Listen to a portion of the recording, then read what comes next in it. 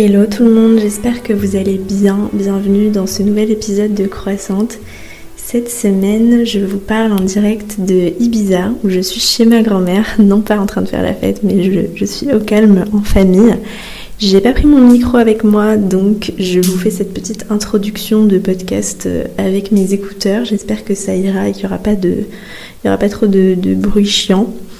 C'est une interview que je vous propose aujourd'hui, mais pas une interview que j'ai menée, une interview dans laquelle j'ai été interviewée par Jérémy du compte Training Life, donc Jérémy qui est coach sportif vegan, et on a parlé ensemble de comment avoir une bonne nutrition, mais aussi une bonne gestion de sa digestion en tant que sportif vegan. Voilà, j'ai donné plein d'astuces pour prendre soin de sa digestion grâce à la naturopathie et à la nutrition végétale. Et j'ai forcément, bien évidemment, aussi parlé de tolérance envers soi-même, de relation au corps, de relation à la nourriture, parce que je pense que les personnes qui sont véganes et qui font beaucoup de sport, je pense que c'est un vivier de risques de personnes qui peuvent tomber dans de l'orthorexie, beaucoup de contrôle, de la bigorexie, d'addiction au sport, etc. Donc j'ai profité de cette interview pour faire de la prévention sur tous ces sujets.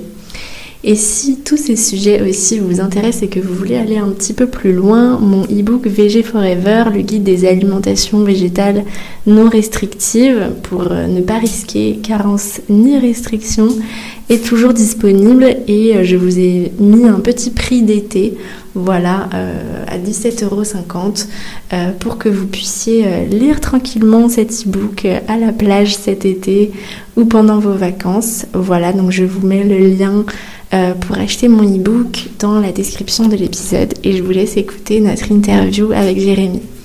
Bye! Salut tout le monde, bienvenue dans cette vidéo. Aujourd'hui on se retrouve pour une vidéo hyper intéressante, un domaine dont j'ai jamais parlé et du coup je voulais inviter une personne qui va pouvoir nous parler de tout ça, à savoir Louise, et on va parler aujourd'hui de naturopathie. Bienvenue à toi Louise. Hello, merci beaucoup de m'inviter. Ça me fait très plaisir et je suis très contente aussi de parler de tous ces sujets qui me passionnent aussi.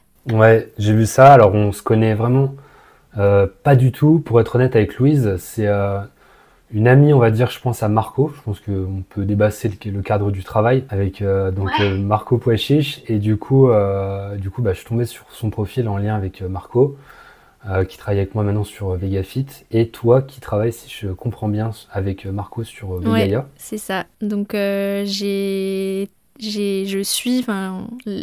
formation Vegaia, c'est aussi de la formation continue, il y a toujours du nouveau contenu. Donc j'ai fait la formation et je suis toujours élève à Vegaia. Et je suis aussi devenue intervenante donc en tant que naturopathe. Donc c'est moi qui anime des lives au sein de l'académie toutes les semaines pour qu'il y ait un petit peu de vie dans l'école, qu'on se rejoigne une fois par semaine pour donner aussi des cours de naturopathie et de enseigner en fait aux élèves de Vegaia comment tenir une consultation, individualiser en fait leurs conseils pour les personnes qu'elles vont coacher, parce que donc Vegaia c'est une académie de coach en alimentation végétale en fait, donc voilà, c'est comme ça que j'ai connu Marco aussi, parce que du coup j'ai habité à Ubud. Du coup voilà, les grands esprits se rencontrent. Alors déjà je voulais te demander, donc je t'avoue que j'ai pas eu le temps de consommer beaucoup de ton contenu, mais je suis quand même tombé sur une vidéo intéressante où tu disais que donc la naturopathie c'est le fait de se reconnecter avec la nature. Est-ce que tout simplement tu peux nous en dire plus, ta définition? Ouais, donc j'ai fait effectivement, j'avais fait un épisode de podcast où je définissais un petit peu avec mes mots la naturopathie. J'en avais fait une petite vidéo sur Insta. Donc oui, pour moi, la naturopathie, c'est une façon de se reconnecter à la nature et aussi à sa nature, à soi. Puisque classiquement, donc la médecine allopathique conventionnelle, elle va aller soigner le symptôme. En naturopathie, on va vraiment essayer de creuser dans la cause de la cause.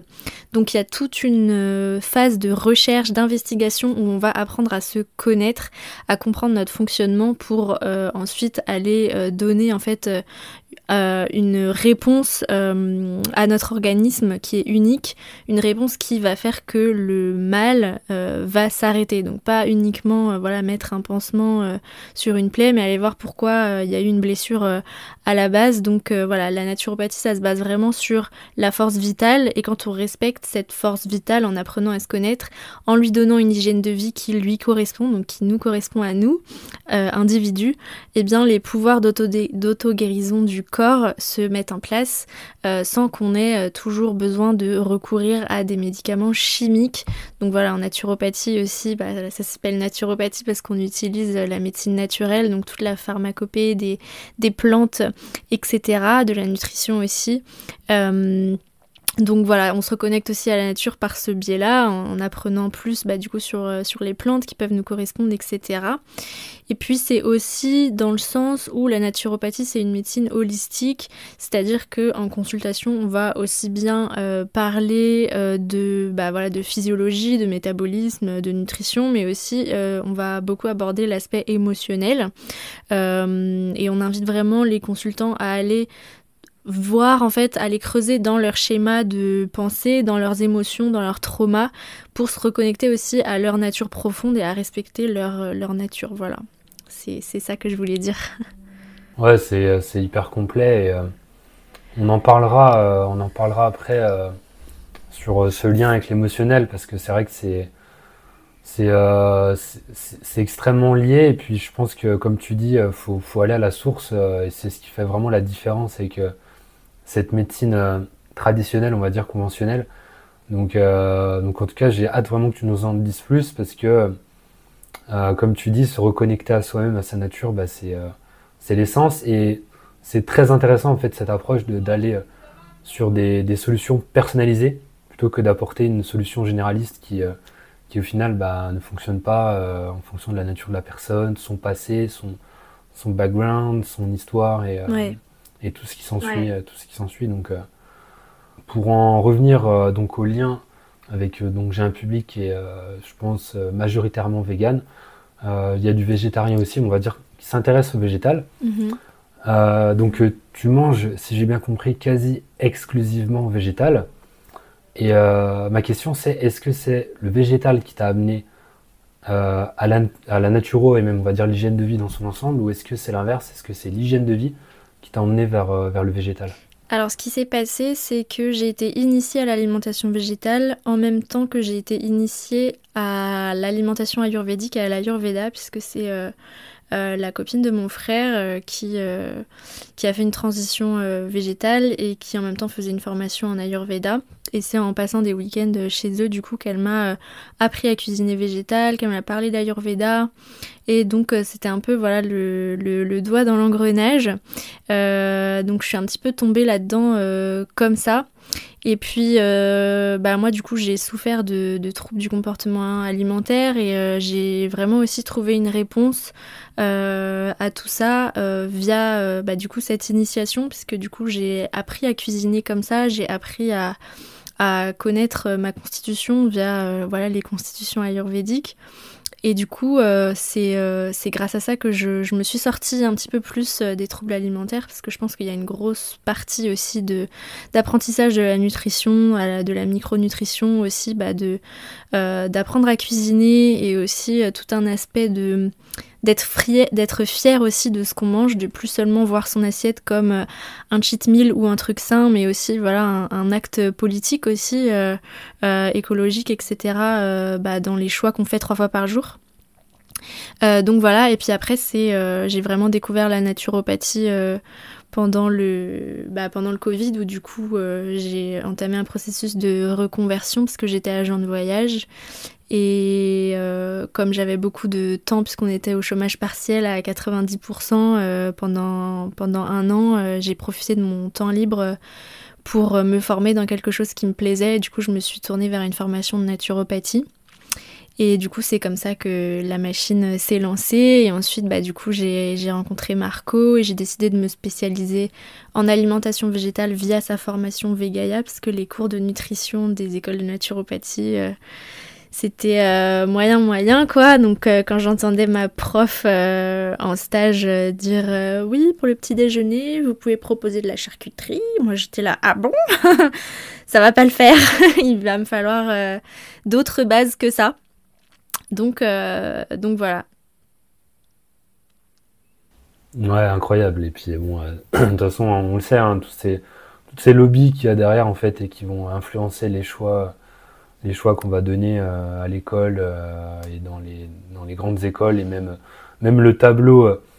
Il y a pas longtemps, j'en parlais, j'avais fait un live sur Vegranola, je sais pas si tu connais. Ouais. Et en gros, tu sais, ce fameux tableau, cette pyramide alimentaire qu'on a à l'école, en fait, très petit, en fait, t'as déjà la franc-maçonnerie alimentaire, en fait, qui vient et qui te met, qui te bourre le crâne, en fait, à te dire que bah, les produits laitiers sont nos amis pour la vie et sont à consommer à tous les repas, sinon tu vas avoir des fractures aux os à 40 ans, quoi, grossièrement. C'est un peu ça. Ouais, exactement. mais ouais, franchement, c'est vraiment aberrant. Mm. Donc, ok, je vois. Est-ce que tu peux juste définir très rapidement l'Ayurveda? Comment est-ce que tu peux le définir? Ouais, alors l'Ayurveda, c'est la médecine traditionnelle indienne et qui se base en fait sur la détermination de la constitution de la personne. Donc ça s'appelle les doshas. Dans notre corps, en fait, chacun a des énergies différentes et il y a 3 énergies qu'on appelle Kapha dosha, Vata dosha, Pitta dosha, qu'on a tous en nous dans des proportions différentes et la détermination des proportions en fait de ces énergies va aussi déterminer nos besoins alimentaires, nos besoins physiologiques, mais aussi un petit peu notre personnalité, etc. Donc c'est passionnant. J'ai pas fait de formation vraiment professionnalisante là-dedans, mais j'utilise mes connaissances en alimentation ayurvédique aussi pour individualiser les conseils alimentaires que je donne à mes clientes et clients. Ok, d'accord. Et donc c'est vraiment deux choses. Enfin, il y a des regroupements que tu peux faire avec la naturopathie Ouais. ou Ouais. En naturopathie, voilà, les premiers cours qu'on a en naturopathie, ça se base aussi sur les tempéraments qui sont finalement, ouais, je vais carrément le dire, un petit peu pompés hein, sur les médecines traditionnelles. Et voilà, et après, on remet ça sous le nom de naturopathie inventée par les Européens. Mais non, c'est déjà des sagesses ancestrales qui datent de millénaires, hein, tout comme dans la médecine chinoise, etc. Il y a déjà ces mêmes concepts, mais oui, un petit peu tout se rejoint. Et c'est vrai que le vocabulaire et les images qui sont issues de l'Ayurveda me parlent plus aussi que les tempéraments naturopathiques. Donc voilà, et je vais aussi profiter de cet été pour me former encore un petit peu plus à ça d'ailleurs. super, ouais, c'est ce côté peut-être plus pur et ancestral qui fait que il y a ce sentiment de Ouais. je sais pas de peut-être plus proche de la nature aussi, peut-être indirectement quoi. Oui, ouais, et de culture où en fait la spiritualité et la santé ne sont pas décorrélées en fait. Et c'est ça qui est super intéressant. En naturopathie, il y a une approche spirituelle ou pas du tout? Alors, pas vraiment, et enfin, oui et non, mais en tout cas, toute l'approche spirituelle de la naturopathie, c'est vraiment à prendre avec des grosses pincettes, parce qu'il y a pas mal de dérives, et la profession est pas mal surveillée à cause de tout ça aussi. Donc voilà, je dirais moyen, quoi. Ouais, je vois. Ok. Mm. Alors, on va maintenant passer sur le stress, un des plus gros fléaux Oui. de notre société. Est-ce que tu peux nous expliquer le lien qu'il peut y avoir entre le stress de notre vie moderne et notre rapport tout simplement à l'alimentation? Ouais, alors le rapport entre le stress voilà, de notre vie moderne et notre rapport à l'alimentation, donc je ferai plusieurs liens. Déjà, dans un premier temps, je dirais que stress égale cortisol, donc l'hormone du stress. Et c'est une hormone qui va favoriser aussi la prise de poids. Donc, qui dit prise de poids va dire aussi restriction alimentaire, puisque voilà, on vit dans une société qui est grossophobe et prendre du poids, c'est très mal. Tout le monde a peur de grossir. Donc voilà, on peut déjà faire ce lien-là. Le stress qui est induit par voilà, notre mode de vie stressant, le stress chronique va faire que du coup on va avoir tout le temps ces sécrétions de cortisol et c'est ça qui peut nous faire prendre du poids et qui du coup va venir mentaliser un petit peu notre rapport à l'assiette et qui peut du coup engendrer des restrictions. Voilà, le stress peut aussi avoir un impact directement sur notre prise alimentaire parce que quand on est stressé et qu'on n'a que 10 minutes pour manger, du coup on va pas prendre le temps de manger. Donc on va mal digérer. On en reparlera aussi tout à l'heure dans la partie digestion, mais ça c'est aussi un fléau. La digestion elle commence vraiment dans la bouche. Donc à partir du moment où on prend pas le temps de manger, on prend pas le temps de bien mastiquer, on n'arrive pas devant son assiette avec des émotions stables, du coup ça a un mauvais effet du coup sur notre rapport à l'alimentation, à notre digestion, etc. Et puis aussi, toujours par rapport au rapport à l'alimentation, au rapport au corps, le stress chronique fait fuir les minéraux de notre corps. Et ces minéraux sont aussi à cause de l'appauvrissement des sols, de moins en moins présents dans l'alimentation, dans les légumes par exemple. Il y a de moins en moins de minéraux parce que les sols sont de plus en plus appauvris du fait de l'élevage intensif, etc. Et du coup, on a de plus en plus besoin de minéraux pour contrer les effets du stress, mais il y en a de moins en moins dans la nourriture, ce qui fait qu'on est de plus en plus carencé en minéraux, en micronutriments, et ça fait que, voilà, qu'est-ce que le corps fait quand il est carencé, quand il n'a pas assez de minéraux, de micronutriments, il va nous envoyer des compulsions. Voilà, donc il y a beaucoup de gens qui pensent manger à leur faim, manger riche, etc. Et qui se retrouvent le soir, en fin de journée, à vouloir vider leur frigo. Parce qu'en fait, manger des pâtes, des steaks industriels, des McDo, des gâteaux industriels, en fait, ça va peut-être vous apporter des calories, des macros, mais en termes de micronutrition, c'est zéro. Et du coup, votre corps, à la fin de la journée, il va vous dire, ouais, ma cocotte, mais en fait, il manque des trucs, donc redonne-moi encore à manger. Donc du coup, ça peut être un engrenage aussi vers des compulsions, du coup, qui engendrent après de la culpabilité, puis des restrictions, et voilà, on commence un petit peu à avoir une alimentation troublée aussi à cause de ça, quoi. Donc en fait, ce que je te disais, c'est que c'est hyper intéressant, et de base, si je comprends bien, on parle même pas encore de ce qu'on met dans sa bouche, mais du cadre qui va jouer potentiellement sur le poids, on va dire grosso modo.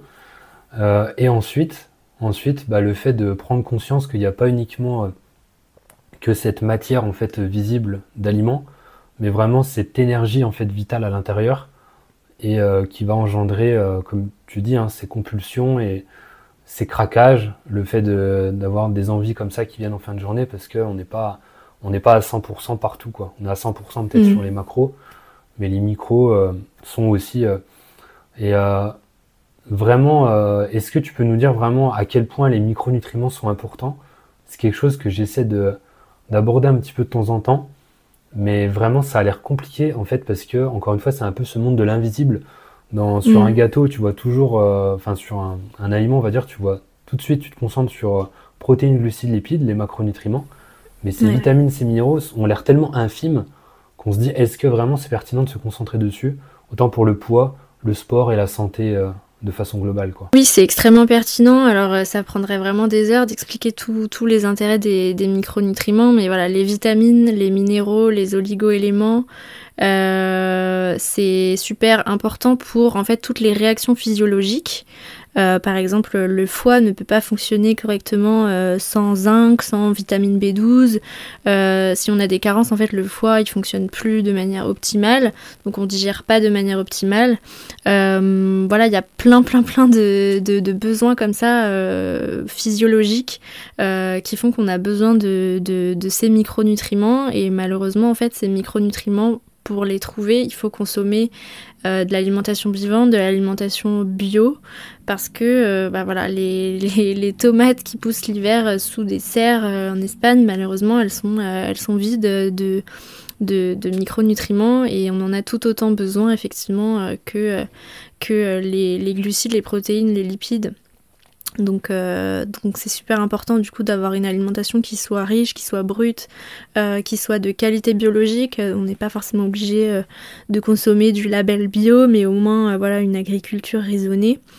Hypotoxique aussi, hein, parce que tous les produits chimiques, Monsanto, etc., bah, ça détruit aussi hein, tous les micronutriments. Donc voilà. Ok. Donc en gros, déjà, ce qu'on peut résumer, c'est manger avec plus de paix, plus de conscience, quelque part. Bon, je pense qu'on reviendra dessus hein, au cours de la vidéo, mais et ensuite, déjà faire des choix à aller vers des aliments qui ne sont pas juste visiblement caloriques, mais qui apportent de la vraie vitalité avec des vitamines, des minéraux, quoi. Mm. Très bien. Ok, on va enchaîner maintenant sur la digestion. Est-ce que tu peux nous dire quels sont déjà les bénéfices sportifs de chercher à améliorer sa digestion et ensuite les conseils, des choses simples que tu peux donner pour améliorer sa digestion? Ok, ça marche.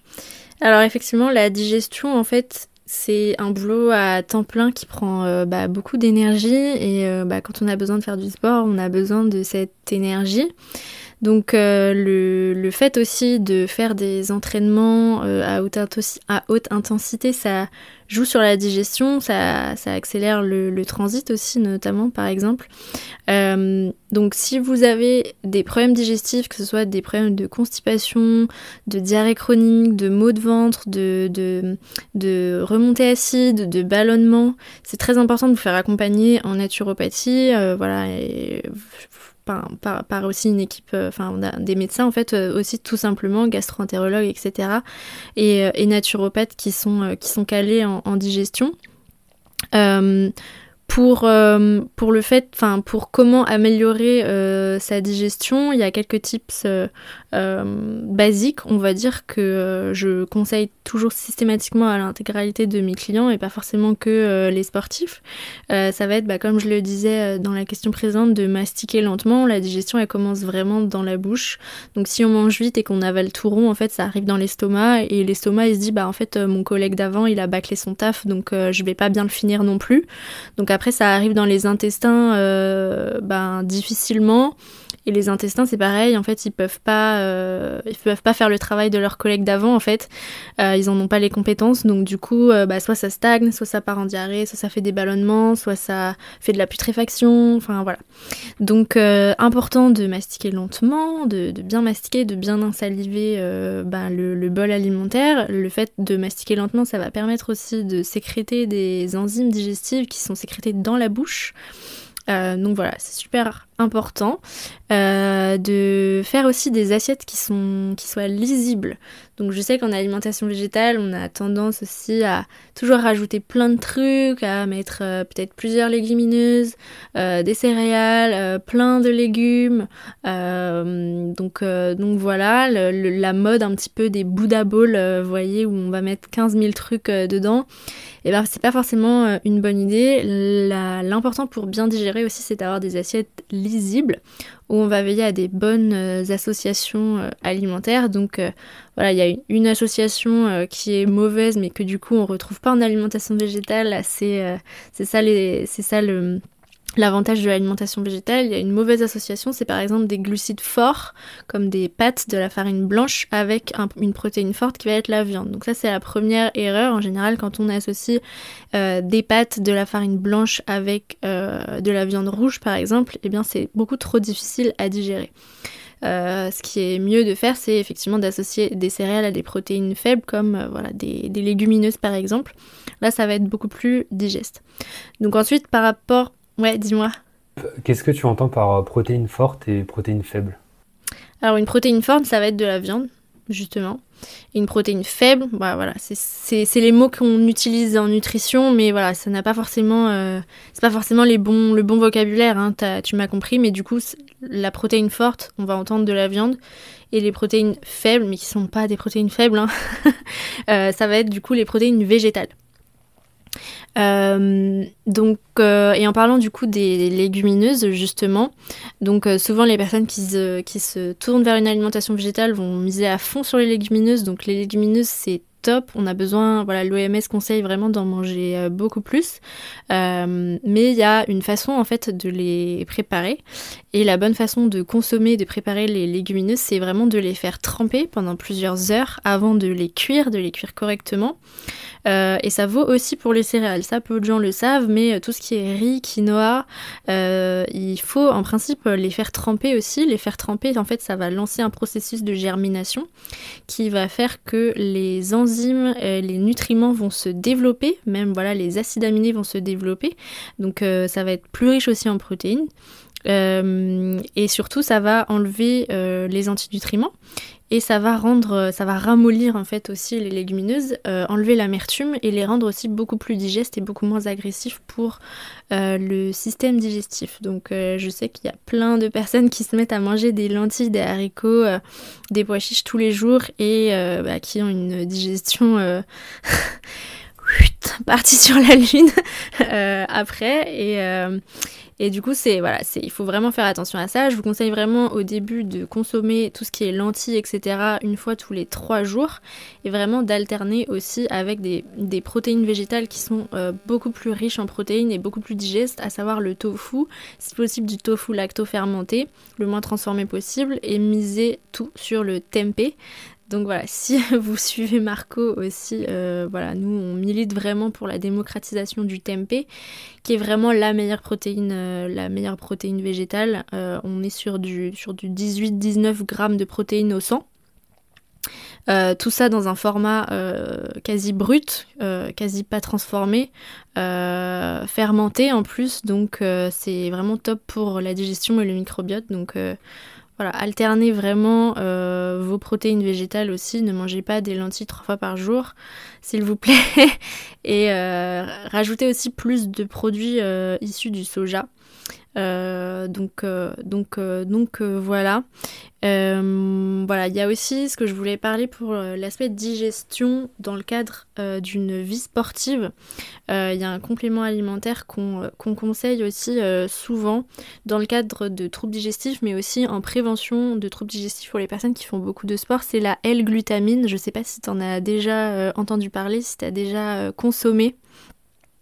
Donc en fait, c'est un acide aminé qu'on peut prendre en complément alimentaire qui va en fait réparer les barrières intestinales qui peuvent être fragilisées par la pratique sportive, parce que voilà, le sport intensif peut altérer la barrière intestinale à cause de plusieurs facteurs. En fait, quand on fait de l'exercice intense, le flux sanguin va vraiment être dirigé vers les muscles et plus vers le système digestif. Donc si on a mangé avant, du coup il va y avoir des soucis au niveau digestif.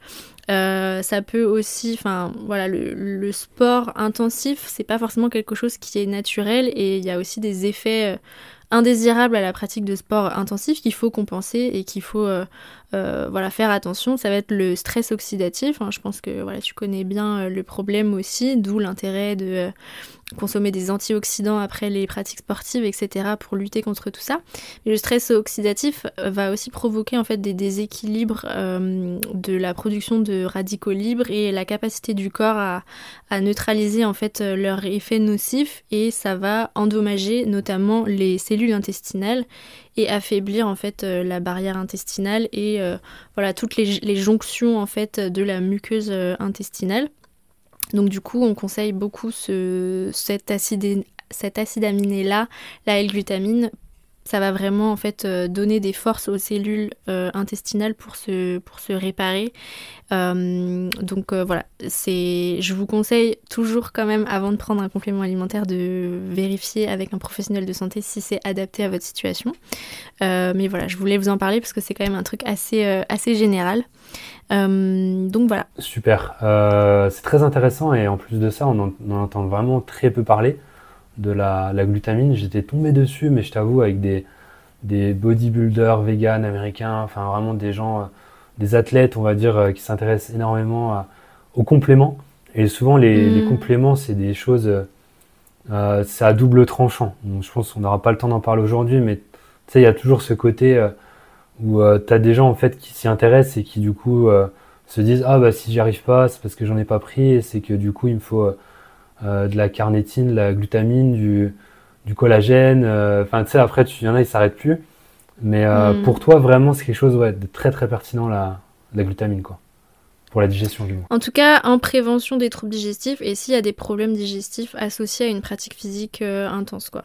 Ok, ouais, ça va venir annuler ces problèmes de digestion, quoi. Ok. Dernière question, ça te tenait à cœur d'aborder ce sujet.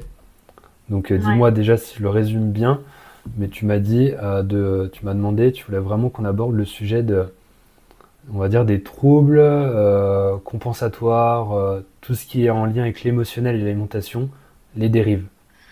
Donc en fait, donc comme j'expliquais, donc je suis aussi spécialisée à côté de ma spécialisation nutrition végétale, je suis spécialisée en accompagnement des troubles alimentaires. Donc pour les personnes qui connaissent pas trop, donc il y a différents types de troubles du comportement alimentaire, donc TCA pour les intimes.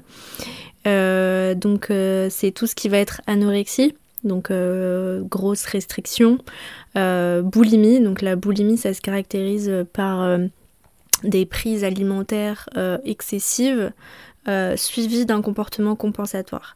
Et dans ces comportements compensatoires, il va y avoir les vomissements, la prise de laxatifs ou la pratique sportive intensive.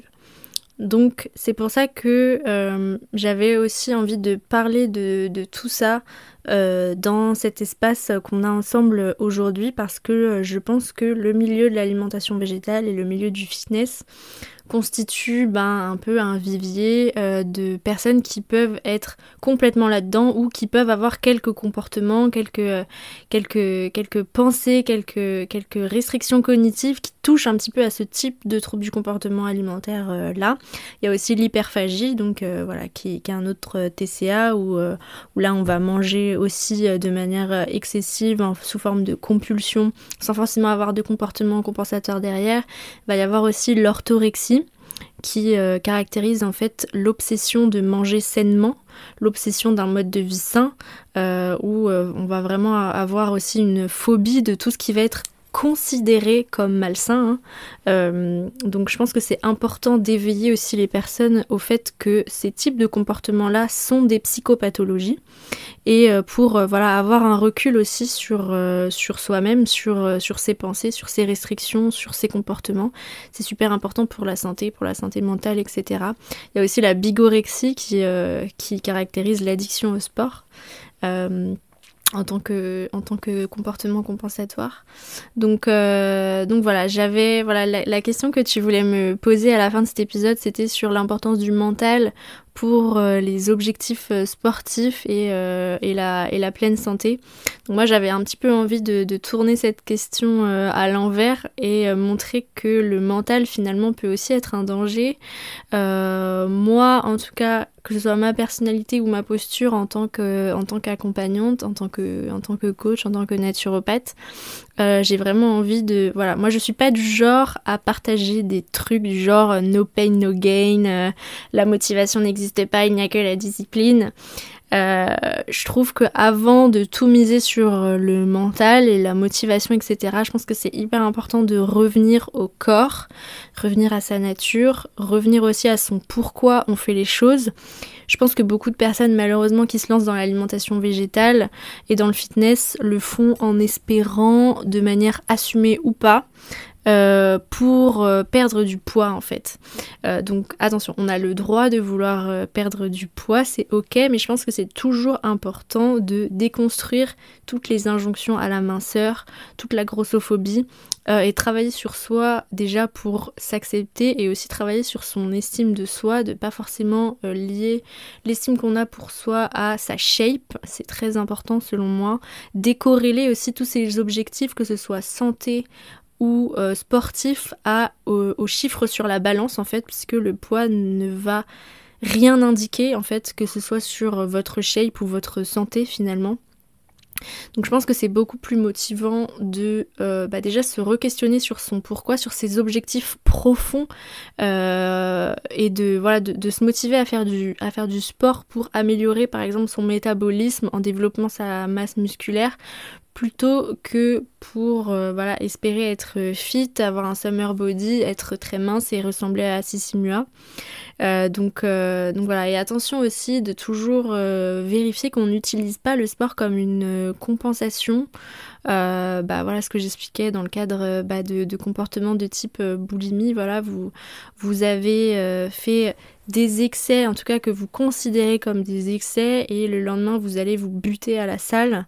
Je trouve que voilà, c'est des comportements qu'il faut remettre en question en fait, et toujours en fait remettre la place du vrai sens de ce qu'on a vraiment besoin dans notre corps en termes de renforcement des articulations, voilà, si on a besoin de faire du cardio, si on a besoin de renforcer son dos, ou voilà, d'essayer en fait de remettre de l'individuation et de revenir à ses besoins individuels et de ce qui nous fait du bien, de où est-ce qu'on trouve du plaisir aussi, c'est super important. Je pense que le sport peut être, c'est une bonne façon d'évacuer le stress, mais ça peut aussi créer du stress. Quand vous avez des personnes qui sont déjà stressées dans leur vie de tous les jours et qui se forcent à faire 5 séances de HIIT par semaine, sachant que le HIIT c'est un gros stress pour le corps, je trouve pas qu'on ait vraiment une optimisation des effets bénéfiques du sport en fait. Donc je serais intéressée aussi que toi, en tant que coach sportif, tu nous donnes aussi ton avis sur ces questions-là en fait, sur comment en fait pratiquer sainement le sport, comment avoir une bonne relation avec son corps dans le cadre du fitness et des objectifs santé et aussi de l'alimentation végétale, parce que je pense que voilà, c'est assez décrié aussi dans le milieu des TCA, l'alimentation végétale, parce qu'il y a certaines personnes aussi qui utilisent la transition végétale comme nouveau moyen de se faire des restrictions, etc. Donc je sais pas si tu rencontres aussi ce genre de personnes dans ton métier. Mais voilà, ça serait intéressant qu'on puisse échanger là-dessus quelques minutes, toi, sur ton expérience. Ouais, juste avant, en fait, je reviens sur... je vais essayer de revenir parce que la pensée m'est partie. Mais oui, en fait, je voulais te demander, à partir de quand, j'imagine qu'il n'y a pas un chiffre clé, mais à partir de quand tu peux te dire, cette personne-là, elle est dans cette forme d'orthorexie, de contrôle de l'alimentation. À partir de quand, en fait, tu peux déterminer que quelqu'un vraiment a ce comportement de refuser, par exemple, systématiquement un repas avec des amis, parce qu'ils vont aller en resto et que du coup, cette personne-là, elle veut vraiment un cadre très sain. Quand est-ce que tu fixes, comment tu peux trouver cette limite? Alors, je pense qu'il y a beaucoup d'auto-observation de la personne, beaucoup de sensibilisation à avoir. Ensuite, il y a 3 TCA qu'on peut vraiment diagnostiquer de manière médicale. Donc, c'est diagnosticable par des médecins. Donc, ça va être la boulimie, l'anorexie et l'hyperphagie. Ensuite, pour les autres comportements alimentaires troublés, comme l'orthorexie, etc., c'est pas des choses qui font partie en fait des choses qu'on diagnostique chez les médecins. Mais effectivement, voilà, il y a des signes. Si vous refusez systématiquement d'aller au restaurant avec vos potes, si vous êtes stressé à l'idée de partir en vacances parce que vous savez pas ce que vous allez manger, etc., il y a une relation à l'alimentation qui commence à être problématique. Et il faut remettre les choses en question, revenir à vos réels besoins, vous faire accompagner par des professionnels qui sont sensibilisés à ça, que ce soit des naturopathes comme moi qui sont formés à l'accompagnement des troubles alimentaires, ou aussi par des psychologues. Voilà, c'est très important d'avoir ces 3 approches, psychothérapie, médecin et naturopathe spécialisé là-dedans. Vous avez un site qui s'appelle Stop TCA où vous pouvez retrouver des professionnels de psychothérapie qui sont spécialisés là-dedans. Mais voilà, c'est un petit peu ça.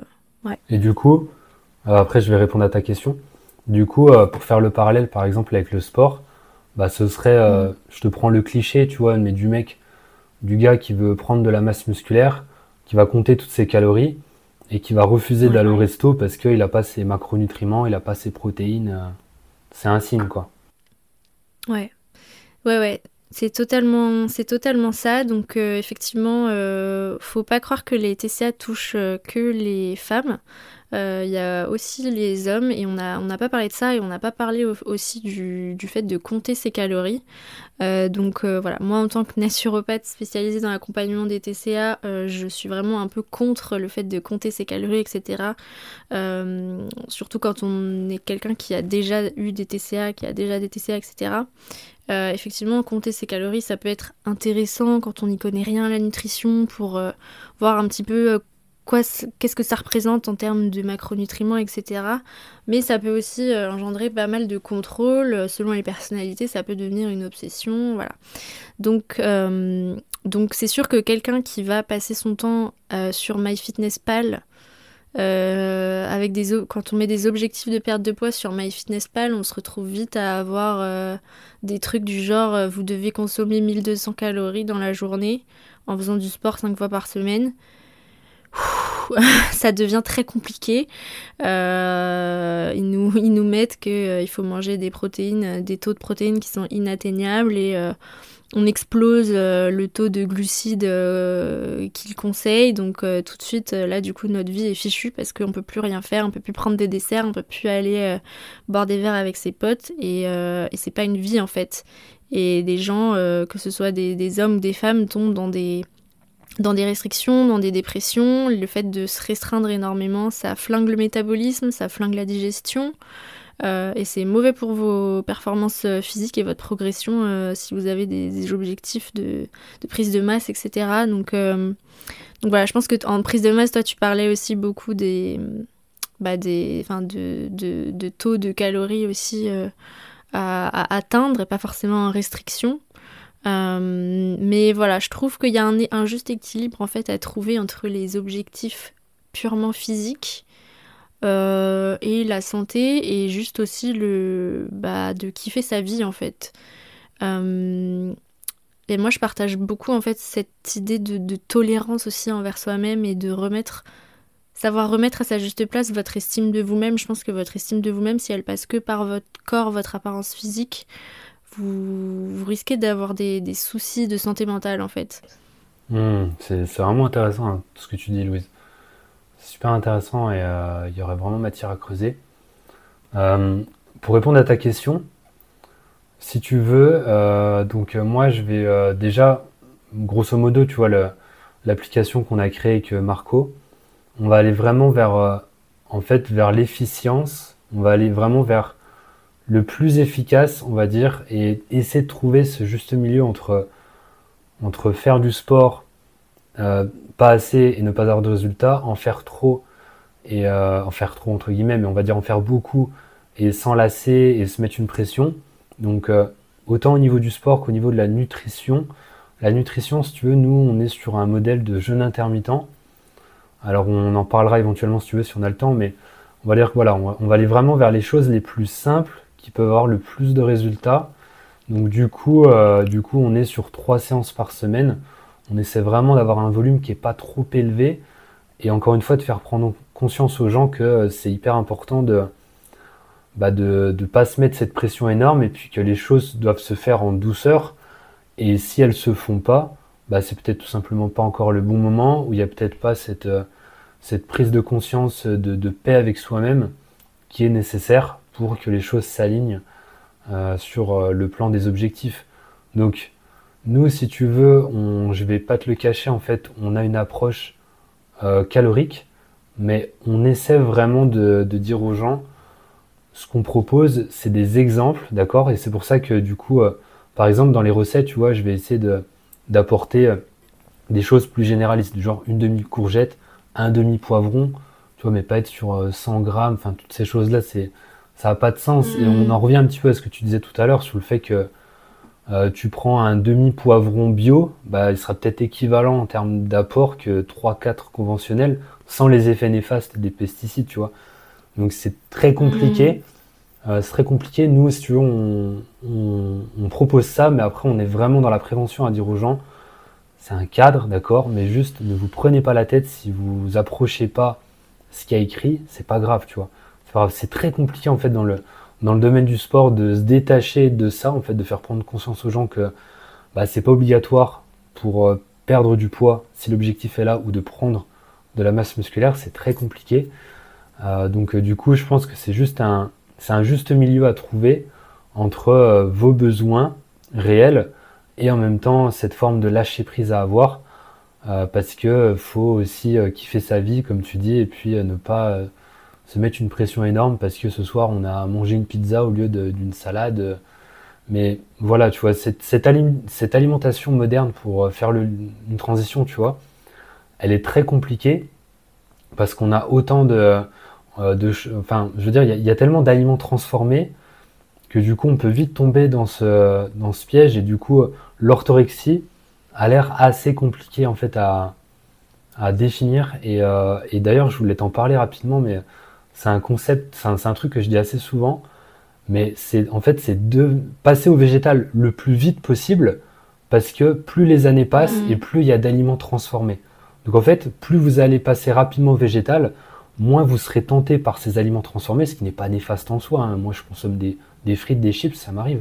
Mais juste, plus vous allez habituer votre corps à des aliments naturels, et plus ça va être simple, en fait, de garder une structure de repas avec des aliments naturels avec le temps. Parce qu'il y a moins de tentations, même si aujourd'hui, voilà, tout est végétalisable. Hein. Le fromage, le poisson même, tu vois ce que je veux dire, quoi. Mais en tout cas, c'est très intéressant ce que tu dis. Est-ce que tu veux continuer un petit peu là-dessus ou c'est ok pour toi? Ouais, je voulais juste rajouter que effectivement, en fait, la clé, c'est d'écouter son corps. Mais pour écouter son corps, enfin, ça s'apprend en fait. C'est notamment avec les outils de type pleine conscience. Donc ça, c'est ce que je partage dans mon accompagnement pour les troubles alimentaires. C'est vraiment la gagne de cet accompagnement. À travers les pratiques de pleine conscience, on va pouvoir réécouter ces sensations de satiété, ces vraies sensations de faim, renouer aussi, enfin réécouter tout son corps, écouter ses besoins, et aussi en pratiquant des pratiques d'alimentation consciente. Donc c'est à travers des audios qu'on va faire en mangeant. On va réapprendre à vraiment goûter les aliments et à reconnaître vraiment les choses qui sont bonnes pour nous, les choses qui sont pas bonnes pour nous. Et ça, je pense que c'est très important aussi pour à la fois apprendre à écouter son corps, mais aussi à apprendre à manger intuitivement. Et aussi, du coup, savoir se détacher un petit peu de toutes les règles ou de tous les conseils qu'on peut nous donner à droite à gauche. Et du coup, sortir du mental et revenir du coup dans les sensations corporelles. Parce que je pense que c'est notre corps qui sait en fait. Notre corps sait ce dont on a besoin et c'est pour ça que c'était le message que je voulais faire passer sur le mental, c'est que le mental c'est bien mais il faut savoir aussi en sortir et écouter ses sensations corporelles parce que notre corps sait ce dont on a besoin plus que le mental ou plus que les coachs, tous les coachs que vous suivez sur Instagram. C'est vous savez aussi si vous apprenez à écouter votre corps. Et si vous revenez bien sûr à une alimentation brute et naturelle, parce qu'effectivement c'est vrai que les produits transformés viennent pervertir nos neurones et nous donner des addictions, etc. Ça c'est vrai. Et en même temps, pour moi une alimentation saine c'est aussi une alimentation qui inclut des pizzas, ce genre de choses, parce que c'est la vie quoi. Voilà. On n'est pas venu sur Terre pour bouffer des graines germées quoi. Et ce sera le mot de la fin. Voilà, c'est la fin de notre épisode ensemble aujourd'hui. Merci d'avoir écouté l'épisode jusqu'au bout. Petit rappel, mon e-book VG Forever est disponible à prix d'été. VG Forever, le guide des alimentations végétales non restrictives pour transiter vers le végétal ou maintenir votre alimentation végétale sans carence ni restriction. Pour avoir un récap très global de comment prendre soin de votre digestion, un récap global sur les nutriments, les micronutriments, les protéines, plein d'idées de repas, etc. tout en prenant soin de votre santé mentale grâce à la naturopathie. Voilà, je vous laisse ici. Le lien pour acheter mon e-book est dans la description de l'épisode. Je vous souhaite une très bonne semaine et je vous dis à très bientôt.